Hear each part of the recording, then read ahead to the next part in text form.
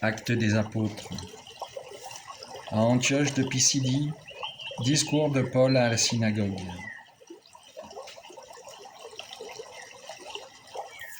Paul et ceux qui l'accompagnaient s'embarquèrent à Paphos et arrivèrent à Pergée, en Pamphylie. Mais Jean-Marc les abandonna pour s'en retourner à Jérusalem. Quant à eux, ils poursuivirent leur voyage au-delà de Pergée et arrivèrent à Antioche de Pisidie. Le jour du sabbat, ils entrèrent à la synagogue et prirent place. Après la lecture de la loi et des prophètes, les chefs de la synagogue leur envoyèrent dire : « Frères, si vous avez une parole d'exhortation pour le peuple, parlez. » Paul se leva, fit un signe de la main et dit : « Israélites, et vous aussi qui craignez Dieu, le Dieu de ce peuple, le Dieu d'Israël, a choisi nos pères. Il a fait grandir son peuple pendant le séjour en Égypte. Et il en a fait sortir à bras étendus. Pendant une 40aine d'années, il les a supportés au désert. Et après avoir exterminé tour à tour 7 nations au pays de Canaan, il a partagé pour eux ce pays en héritage. Tout cela durant environ 450 ans. Ensuite, il leur a donné des juges, jusqu'au prophète Samuel. Puis ils demandèrent un roi, et Dieu leur donna Saül, fils de Kish, homme de la tribu de Benjamin, pour 40 années. Après l'avoir rejeté, Dieu a pour eux suscité David comme roi, et il lui a rendu ce témoignage. J'ai trouvé David, fils de Jessé. C'est un homme selon mon cœur qui réalisera toutes mes volontés. De la descendance de David, Dieu, selon la promesse, a fait sortir un sauveur pour Israël. C'est Jésus,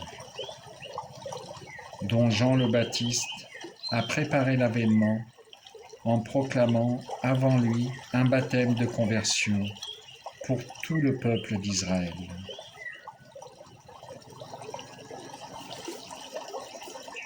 Au moment d'achever sa course, Jean disait : « Ce que vous pensez que je suis, je ne le suis pas.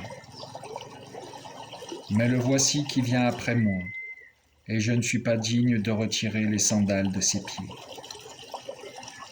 Vous, frères, les fils de la lignée d'Abraham, et ceux parmi vous qui craignent Dieu, c'est à nous que la parole du salut a été envoyée. En effet, les habitants de Jérusalem et leurs chefs ont méconnu Jésus, ainsi que les paroles des prophètes qu'on lit chaque sabbat. Or, en le jugeant, ils les ont accomplis.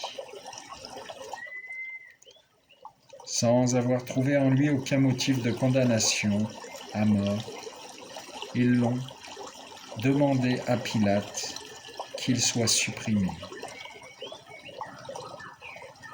Et après avoir accompli tout ce qui était écrit de lui, ils l'ont descendu du bois de la croix et mis au tombeau. Mais Dieu l'a ressuscité d'entre les morts. Il est apparu pendant bien des jours à ceux qui étaient montés avec lui de Galilée à Jérusalem, et qui sont maintenant ses témoins devant le peuple. Et nous annonçons cette bonne nouvelle, la promesse faite à nos pères. Dieu l'a pleinement accomplie pour nous, leurs enfants en ressuscitant Jésus, comme il est écrit au psaume 2. Tu es mon fils, moi, aujourd'hui, je t'ai engendré. De fait, Dieu l'a ressuscité des morts, sans plus de retour à la condition périssable.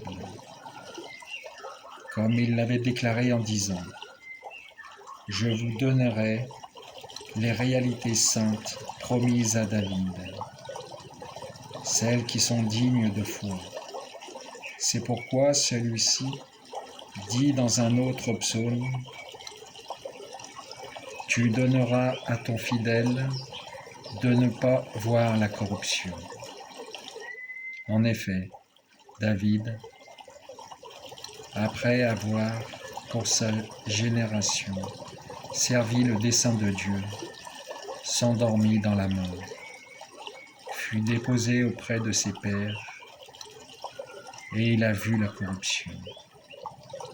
Mais celui que Dieu a ressuscité n'a pas vu la corruption.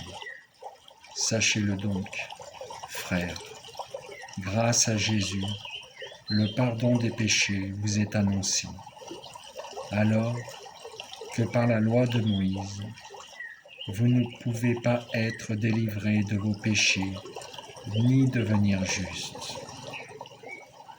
Par Jésus, tout homme qui croit devient juste. Prenez donc garde de ne pas être atteint par ce qui a été dit dans les prophètes. Vous les arrogants, regardez, soyez dans la stupeur, disparaissez, car je fais une œuvre en votre temps, une œuvre à laquelle vous ne croirez pas, si on vous le racontait. À leur sortie de la synagogue, les gens les invitaient à leur parler encore de tout cela le prochain sabbat. Une fois l'assemblée dispersée, beaucoup de Juifs et de convertis qui adorent Dieu unique les suivirent. Paul et Barnabé, parlant avec eux, les encourageaient à rester attachés à la grâce de Dieu. Attachés à la grâce de Dieu. Alléluia, Alléluia, sois béni le Saint-Nom du Seigneur. Amen.